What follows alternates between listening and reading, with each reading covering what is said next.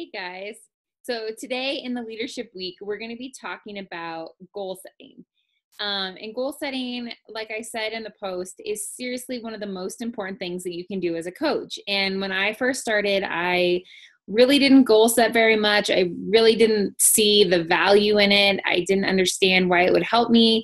But I can honestly say that by starting to goal set, by plan where I want my business to go, to think about where I want my business to go, and then break it down into little steps so that I'm reaching those goals. I mean, doing that has seriously changed my business and kind of skyrocketed this whole thing.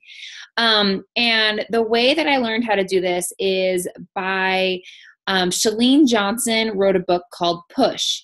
She also created a free 30-day online training called 30daypush.com. And what I'm going to share with you today is her day 3 training on how to set 10 big goals for your business. So I'm just going to play the video for you.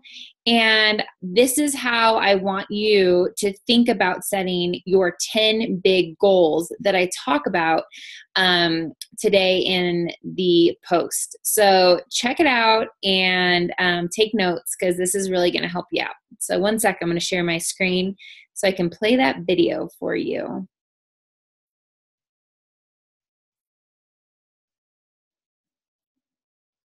Really fun. Today is going to be about big dreams, about crazy cool things. What you'll be doing today is aligning your goals for the year with your key priority.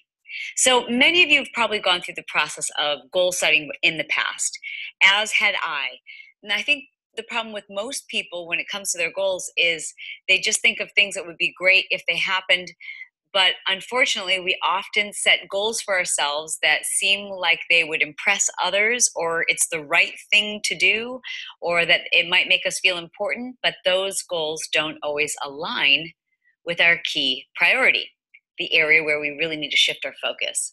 So if we just set goals randomly and then we accomplish them, we wonder why we're working so hard and yet not feeling fulfilled or satisfied. So today I'm going to talk to you about how to set goals, 10 goals, but in a way maybe you have never done before. You'll take out a sheet of paper, this is very important, and or you can download the PDF which we've attached for you. So a couple of habits that I want you to get into, and you have to trust me on this. It works. I know it works because we've proven it with hundreds of thousands of people. What you'll do is create your list of goals, 10 goals, every week.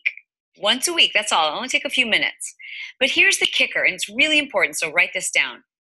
I will not look at last week's goal list when I make this week's goals list.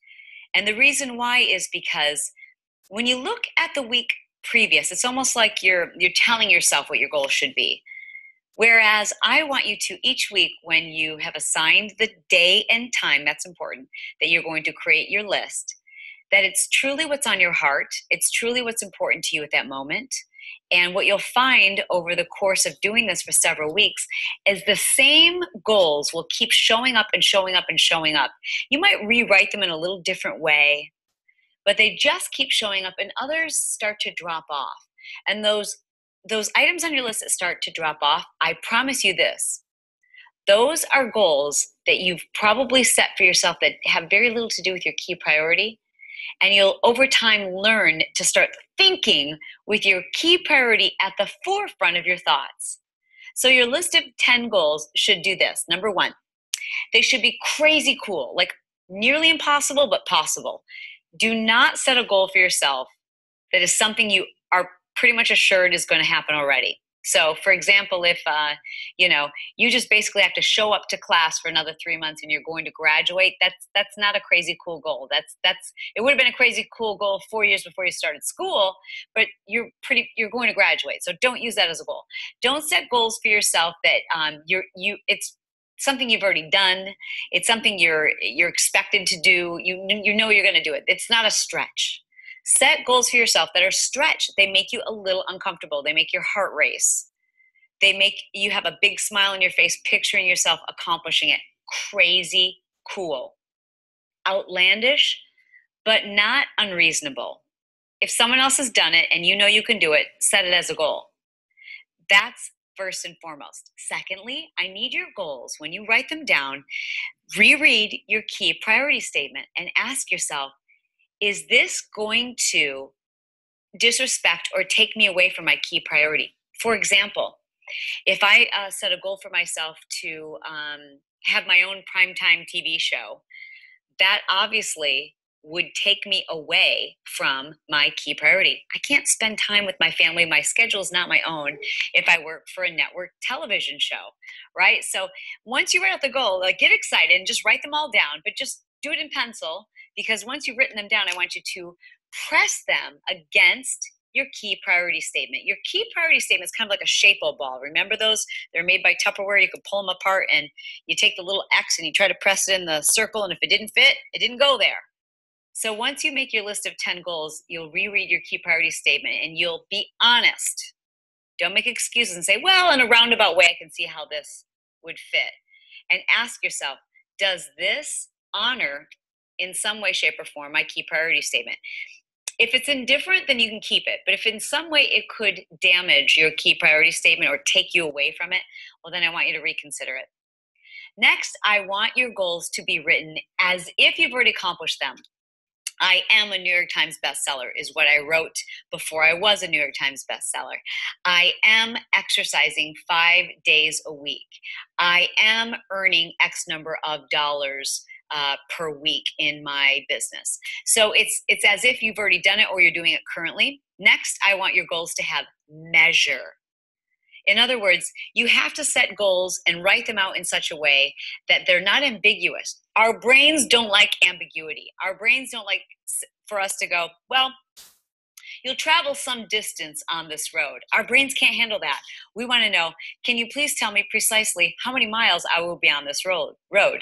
So rather than saying, one of my goals is to get healthier or to lose weight in the next 12 months, that's not a specific goal. You need to say, my goal is to exercise 5 days a week. I am 100 and whatever many pounds you've set your goal to be. I have earned X number of dollars. Not to just say I want to improve my relationships, but something specific with measure. I am enjoying a date night with my husband alone once a week every month. So there must be measure. There should be some way for you to set a date for it. So, not every goal takes 12 months to accomplish, but you should have measure so that we can say, yes, I nailed it.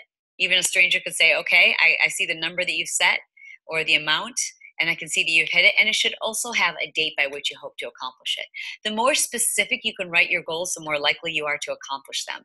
Once you've written them out and they're written as though you've already accomplished them, write them down, all 10. And if you get stuck, take a look at those 10 areas of your life again and pick one of those areas and go, yeah, that's an area where I could definitely set a goal for myself.